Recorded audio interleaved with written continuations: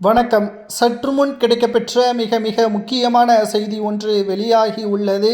ஞானசேகரன் வாக்குமூலம் சபாநாயகர் அப்பாவு அதிரடியாக கைது செய்யப்படுகிறாரா? நண்பர்களே, இந்த சேனலுக்கு ஒரு சப்ஸ்கிரைப், இந்த வீடியோவிற்கு ஒரு லைக் மட்டும் பண்ணிருங்க. அண்ணா பல்கலைக்கழக மாணவி விவகாரத்தில் ஞானசேகரனுக்கு 30 ஆண்டுகள் சிறை தண்டனையும் 90,000 ரூபாய் அபதாரமும் விதிக்கப்பட்டது. எப்படியாவது அந்த சார் தன்னை காப்பாற்றி விடுவார் என்ற நம்பிக்கையில் இருந்தார் ஞானசேகரன். குற்றவாளி ஞானசேகரன் தான் என்பதில் மாற்று கருத்தே கிடையாது. பாதிக்கப்பட்ட பெண்ணிற்கு தமிழக அரசு இழப்பீடாக 25 லட்சம் வழங்க வேண்டும் என்று நீதிமன்றம் கூறியது வரவேற்கத்தக்கதுதான். ஆனால் யார் அந்த சார் என்ற கேள்விற்கு இன்று வரைக்கும் பதில்கள் வெளியாகாமல் இருக்கிறது.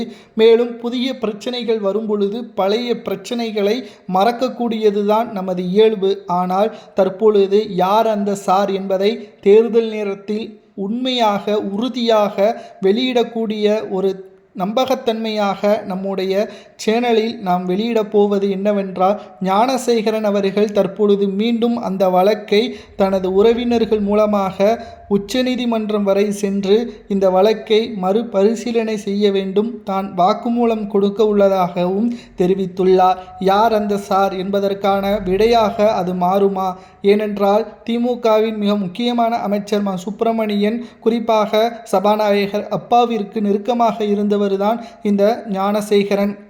உதயநிதியுடன் போட்டோக்களை எடுத்துள்ளார், சபாநாயகருடன் பேசியுள்ளார். இதை பற்றி சபாநாயகரே ஒரு விளக்கமான ஒரு பதிலை அளித்தார். யார்தான் தவறு செய்யவில்லை, மேலும் ஞானசேகரனை எனக்கு தெரியும், அந்த அளவிற்கு பழக்கம் இல்லை என்றும் அந்தர்பல்ட்டியையும் அப்பொழுது அடித்திருந்தார். தேர்தல் நெருங்கிவிட்டது, அதிகாரங்கள் பதவிகள் அனைத்தும் பறிபோகிவிட்டது.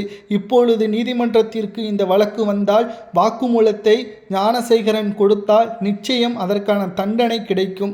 ஞானசேகரனுக்கே 30 ஆண்டுகள் சிறை தண்டனை என்றால், அந்த சார் என்பவருக்கு எத்தனை ஆண்டுகள் சிறை தண்டனை வழங்கலாம் என்பதை மட்டும் தமிழக மக்கள் கமெண்ட் வாயிலாக கூறுங்கள்.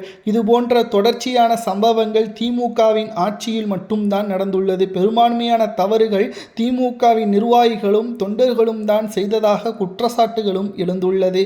தற்பொழுது யார் அந்த சார் என்ற முழுமையான விளக்கத்தை தமிழக அரசு திமுகவின் ஆட்சியில் மூடி மறைத்து விடலாம் என்று நினைத்தார்கள். ஆனால் வாக்குமூலத்தை மீண்டும் ஞானசேகரன் கொடுப்பது வரவேற்கத்தக்கதுதான்.